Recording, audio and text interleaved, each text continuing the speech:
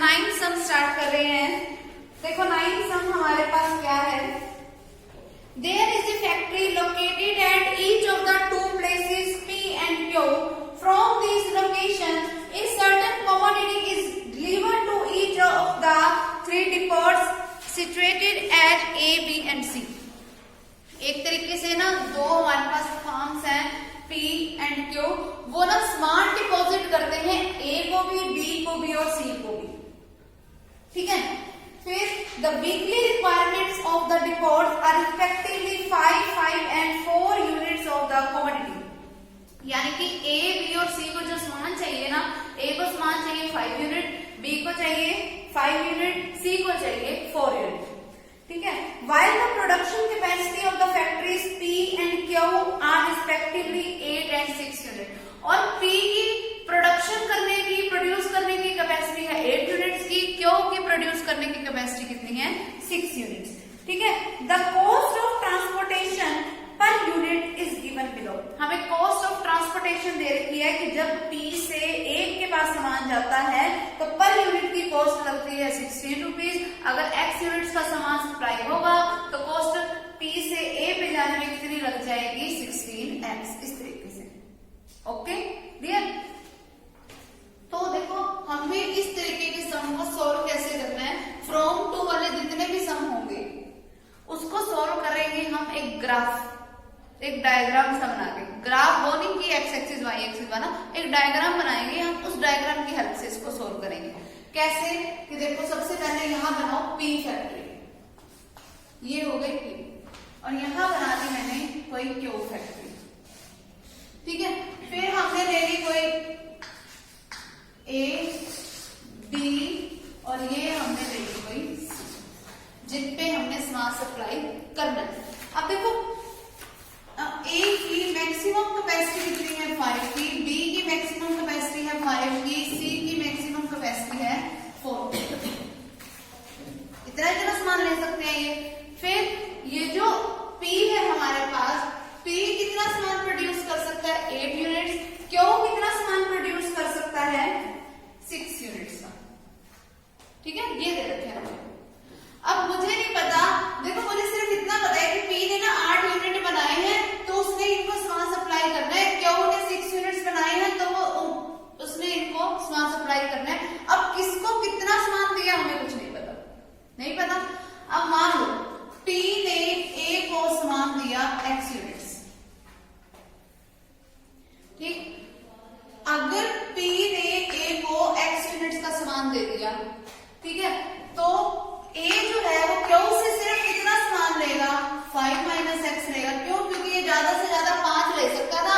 अगर उसने x यहां से ले लिया तो यहां से ये कितने लेगा 5 माइनस एक्स। एरो जरूर बता देना कि Q ने A को दिया, ठीक है। आगे समझ किया मैंने 5 माइनस एक्स क्यों लिखा। फिर अगर P ने B को सामान दिया कुछ y, तो ये B Q से कितना सामान लेगा 5 माइनस y, क्योंकि y उसने यहां से लिए टोटल वो 5 ले सकता है, तो कितने लेगा यहां से 5 माइनस y। आगे समझ। फिर अब P ने सामान देने C को, वो कैसे देगा, देखो P के पास टोटल थे 8, उस 8 में से उसने x इधर दे दिया, y इधर दे दिया, इधर देने के लिए कितने बचे 8 minus x minus y।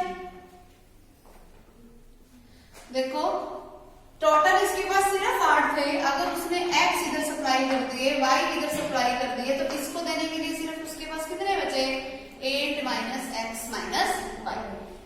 Same उसी तरीके से अब तुम्हारी मर्जी है, जैसे मर्जी इक्वेशन बना लो कि 6 में से उसने 5 माइनस एक्स इधर दे दिए, 5 माइनस y इधर दे दिए, तो यहाँ के लिए कितने बचे 6 माइनस 5 माइनस एक्स और माइनस में 5 माइनस y। चाहे ये कर लो या ये भी कर सकते हो कि टोटल ये 4 ले सकता था, उन 4 में से 8 माइनस एक्स माइनस वाई यहां से आ गई, तो बाकी के बचते वो कहां से लेगा यहां से।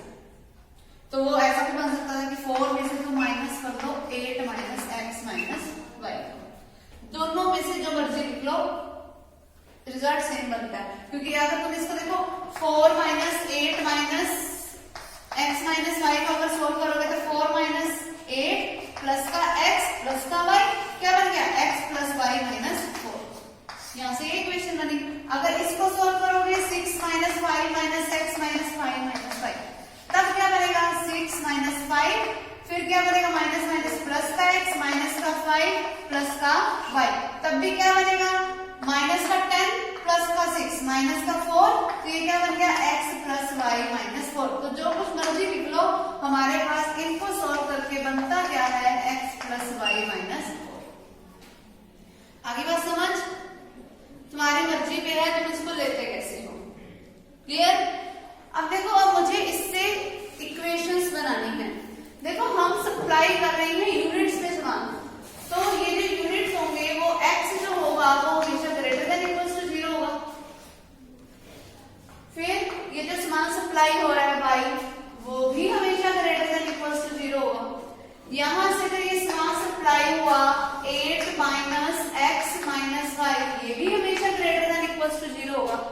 अगर अब इसके राइट साइड और लेफ्ट साइड दोनों साइडों में मैं x और y को ऐड कर दूं, तो मैं ये बोल सकती हूँ that 8 is greater than equals to x plus y, या सिंपल लैंग्वेज में ये बोल सकती हूँ that x plus y is less than equals to 8।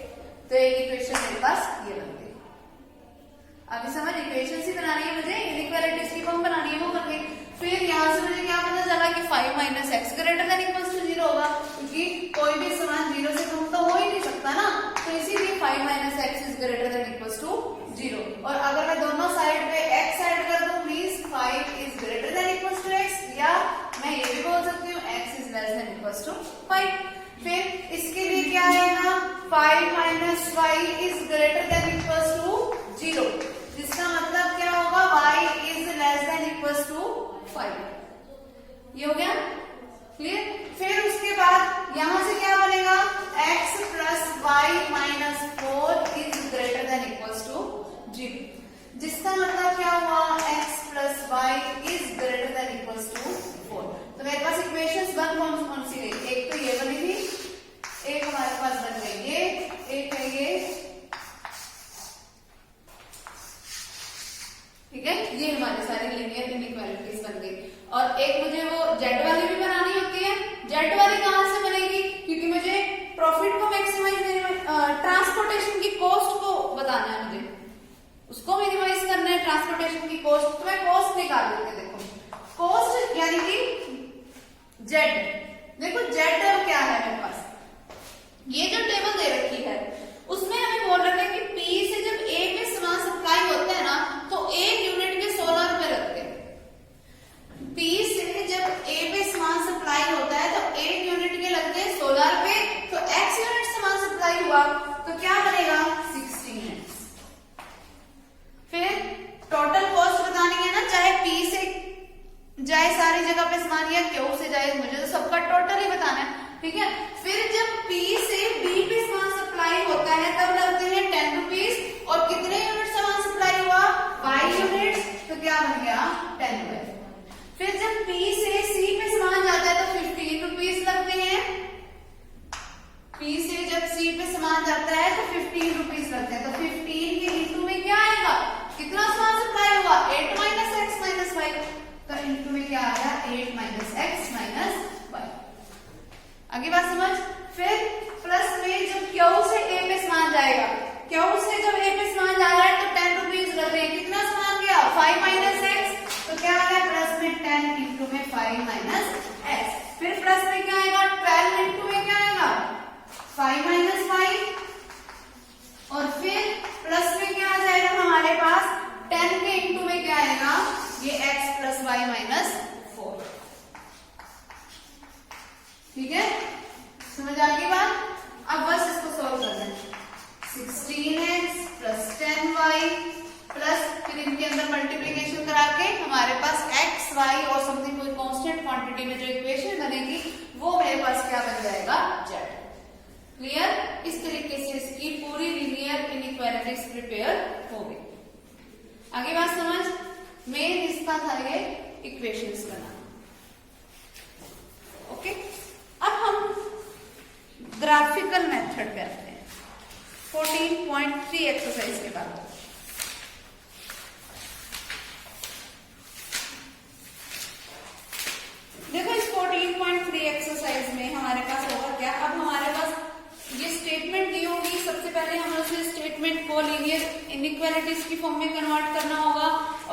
हमें उसका ग्राफ भी बताना है, ठीक है, कि यूजिंग ग्राफ इन एक्स और वाई की वैल्यूज भी तो पता चलनी चाहिए ना, कि हमारे पास किस पॉइंट पे आके, किस सोल्यूशन पे आके कि ट्रांसपोर्टेशन की कॉस्ट मिनिमम हो जाए या प्रॉफिट मैक्सिमम हो जाए या जो लॉस हो रहा है वो मिनिमम हो जाए। इस तरीके से ये जो वैल्यूज हैं हमें ये निकालनी है। देखो क्या बनेगा हमारे पास, फर्स्ट सम।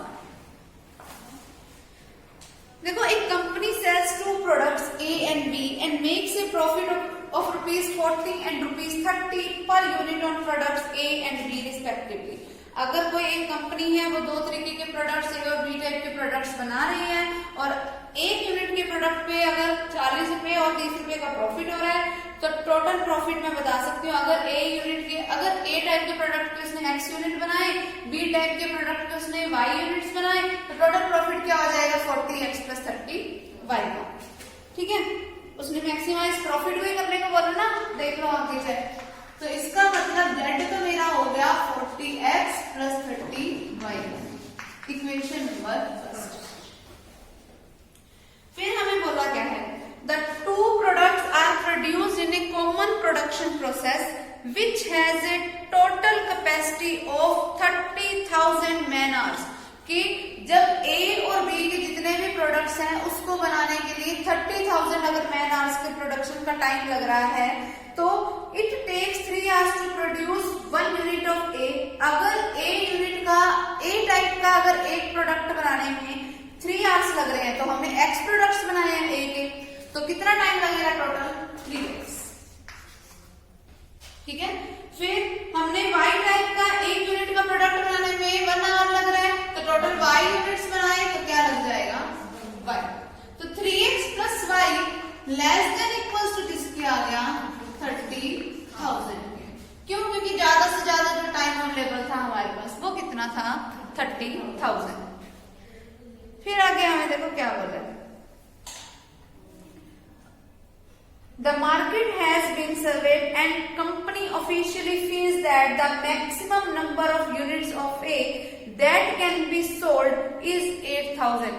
कि जब मार्केट में सर्वे किया गया कि किस टाइप का प्रोडक्ट कितना बिक सकता है तो उस सर्वे से पता चला कि A टाइप का जो प्रोडक्ट है ना वो उसके यूनिट्स 8,000 से ज्यादा नहीं बिक सकते, यानी कि ज्यादा से ज्यादा वो बिक कितने सकते हैं 8,000, इससे कम चाहे बिक जाए इससे ज्यादा नहीं बिकेंगे, यानी कि जो X की जो वैल्यू होगी वो क्या हो गई <= 8,000। इससे ज्यादा नहीं हो सकती क्योंकि इसने यही बोला कि 8,000 से ज्यादा नहीं बिक सकते, मतलब इससे कम चाहे बिक जाए इससे ऊपर नहीं जाएगी वैल्यू। फिर क्या बोल रहा है हमें, the maximum of B is 1200 units, यानी कि Y क्या हो जाएगा इस 12,000 से कम हो जाएगा लेकिन इससे ज्यादा नहीं होगा क्योंकि मैक्सिमम वैल्यू ये दे रखी है हमें। फिर formulate the above problem as LPP and solve it graphically to find out how many units of each product should be sold to maximize the profit।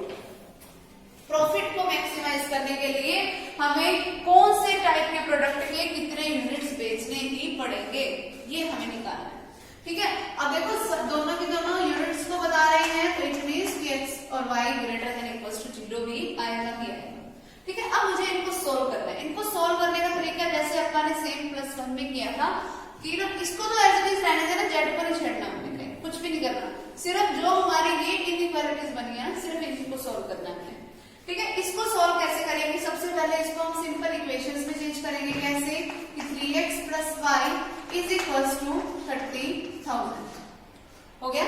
3x + y = 30,000। अब अगर मैं इसके लिए ग्राफ ड्रॉ करना शुरू करूं, ग्राफ ड्रॉ करने के लिए मुझे टेबल प्रिपेयर करनी पड़ेगी इसकी x y।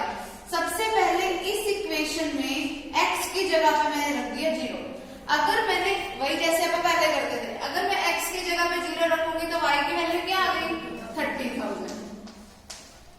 फिर y की जगह पे 0 रखो, y की जगह पे 0 रखोगे तो x की वैल्यू क्या आ गई 10,000। हो गया हमारे पास प्रिपेयर।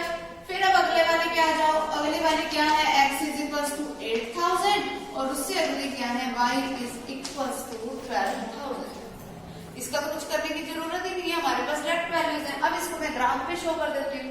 ग्राफ वाले में देखो x की मैक्सिमम वैल्यू गई 10,000 तक और y की मैक्सिमम वैल्यू गई 30,000 तक, तीनों में से देख लिया मैंने, ठीक है। तो यहाँ पे अगर मेरी कोई x एक्सिस है, यहाँ पर मेरी कोई y एक्सिस है, ठीक है। x 0 से स्टार्ट कर दो, मैं गैप ले लेती हूँ 2,000 का, क्योंकि मुझे 8,000 भी चाहिए और 10 भी चाहिए, तो मैं 2,000 का गैप ले लेती हूँ। 2,000, 4,000, 6,000, 8,000 और फिर 10,000। आगे बात समझ, ये ले लिया मैंने।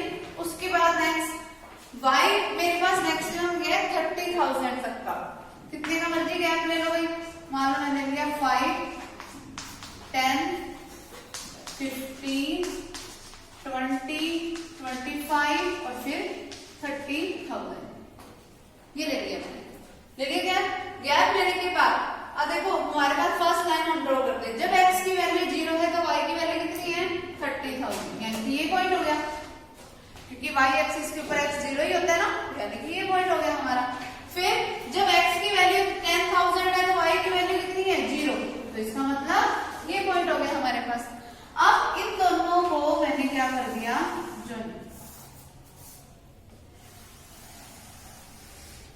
ये ज्वाइन हो गए ये दोनों पॉइंट्स, ठीक है। अब ये लाइन किसको शो कर रही है हमारे पास, 3x plus y less than equals to 30,000, इसको शो कर रही है ये लाइन। इसके साथ यहाँ एरो जरूर लगाना, क्योंकि x और y की अलग अलग वैल्यूज के लिए ये लाइन आगे भी बढ़ेगी, क्योंकि मुझे x और y की कोई पर्टिकुलर वैल्यू नहीं पता, तो इसके एंड्स को एरो से बंद कर दो, ओके, कि मतलब ये आगे लाइन एक्सटेंड हो सकती है। फिर x की वैल्यू क्या है 8,000 ये रही, तो ये क्या बनेगी हमारे पास, कुछ ऐसी लाइन बन जाएगी 8,000 के लिए, ये लाइन हो गई हमारे पास x less than equals to 8,000 वाली। फिर y वाली कौन सी है, y इज इक्वल्स टू 12,000, यानी कि यहाँ पर कुछ बनेगा, ये वाला पॉइंट कुछ बनेगा ना, तो मैं इसको ड्रॉ कर देती हूँ।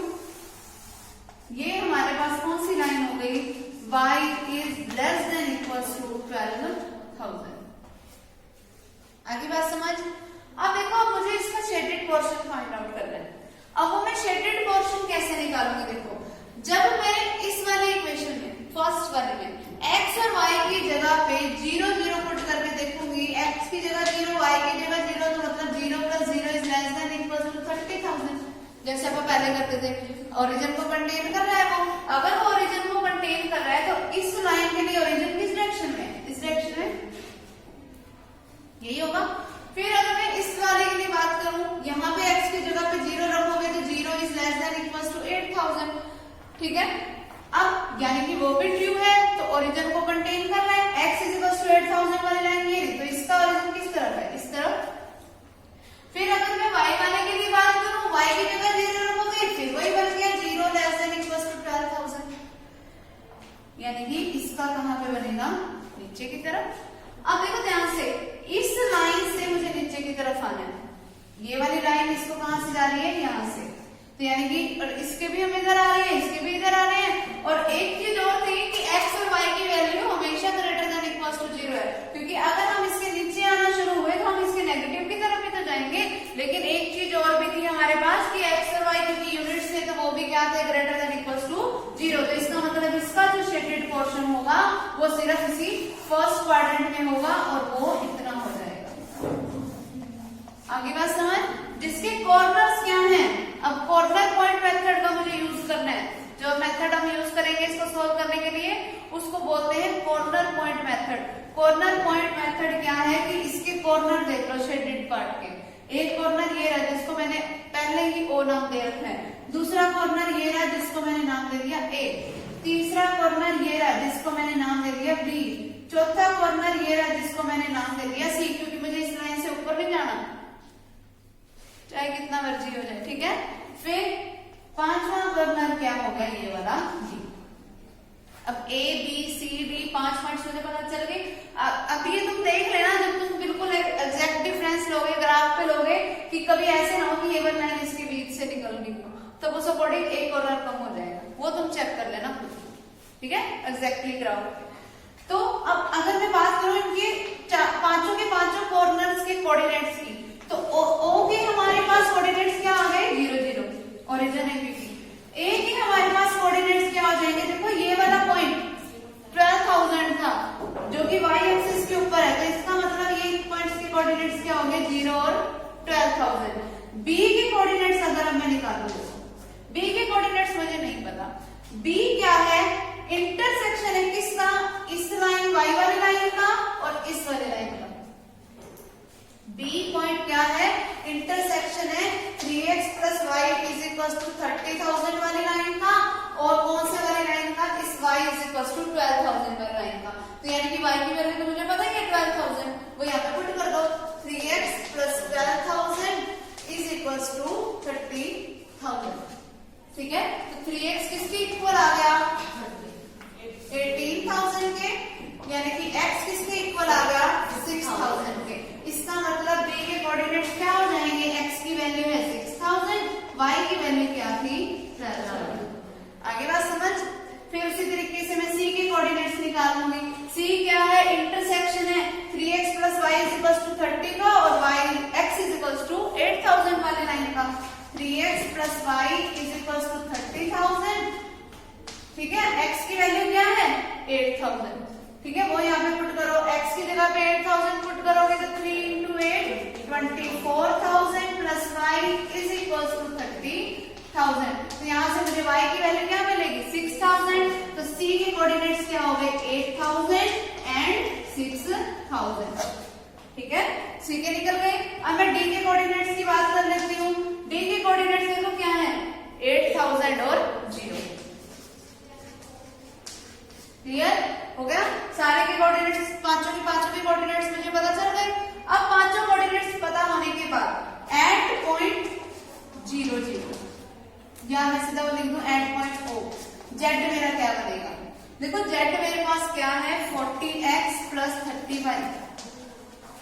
जब मैं ओरिजिन वाला पॉइंट पुट करूंगी, यानी कि x और y दोनों की जगह पे 0 पुट करूंगी, तो मेरा तब z क्या बन जाएगा 0। फिर अब मैं बात कर लेती हूँ एट ए पॉइंट क्या था 0 और 12,000 वाला, यानी कि 40 into z is equal to क्या आएगा 40 इंटू में 0 प्लस 30 के इंटू में जेड बनेगा क्या, ये 0 हो गया खत्म। यहाँ देखो 12 3 इज 36, 36 के बाद साथ में क्या लग जाएंगे 4 जीरो, ये हो गया 3,60,000 बन गया। फिर एट पॉइंट बी, अब बी वाला पॉइंट क्या था 6,000 और 12,000, अब ये पुट कर दो तो जेड मेरा क्या बनेगा 40 इंटू में 6,000 प्लस 30 इंटू में 12,000, क्लियर। वो क्या बन गया 24 और फिर 4 जीरोस, फिर प्लस 36 और फिर 4 जीरो, जिसका टोटल करके मेरे पास क्या आएगा 60 और फिर ये हो गया 4, ये आ गया। फिर एट पॉइंट सी निकाल लो, सी पे मेरे पास जेड क्या बनेगा 40 इंटू में सी क्या है 8 और 6,000 वाला, तो 8,000 प्लस 30 इंटू में 6,000, तो जेड मेरे पास क्या हो गया 32 और फिर 4 जीरो प्लस 18 इंटू में 4 जीरो लगा दिया। अब जेड मेरे पास यहाँ से बन क्या गया, इनका टोटल करोगे तो 50 और फिर 4 जीरो, ठीक है। सी निकाल दिया, सी का हो गया। अब डी का रह गया, एंड डी क्या बनेगा वो भी देख लो, Z is equal to 40 into में डी क्या है मेरे पास 8,000 और 0, तो 40 इंटू में 8,000 प्लस 30 इंटू में 0 0 ही हो गया, तो जेड मेरे पास क्या आ गया, ठीक है, ये आ गया मेरे पास। अब मेरे पास सारे के लिए जेड की वैल्यू आ गई, तो देखो मुझे क्या करना था, इसमें प्रॉफिट था या कॉस्ट वगैरह था, फर्स्ट वाले सम में प्रॉफिट करना था मैक्सिमाइज। अब देख लो सबसे बड़ी वैल्यू मुझे मिली कहाँ, यहाँ से मुझे मिली वैल्यू 3,20,000, यहाँ से मुझे वैल्यू मिली 0, यहाँ मिली 3,60,000, यहाँ पे मुझे वैल्यू मिली 6 लाख, यहाँ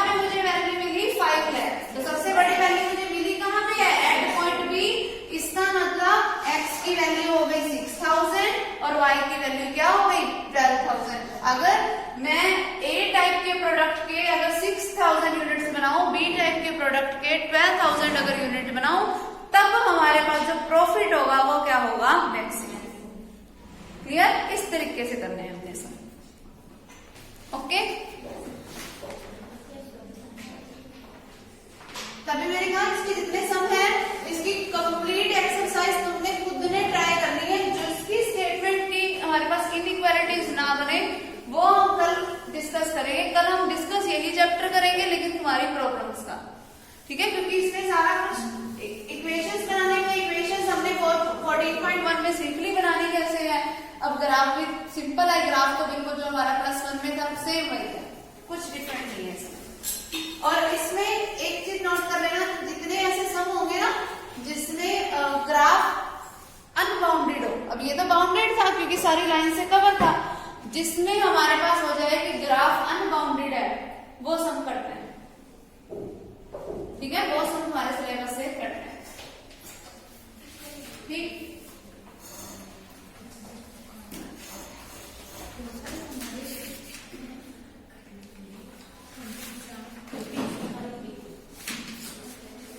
अपने तरफ से कोई सम बोलो,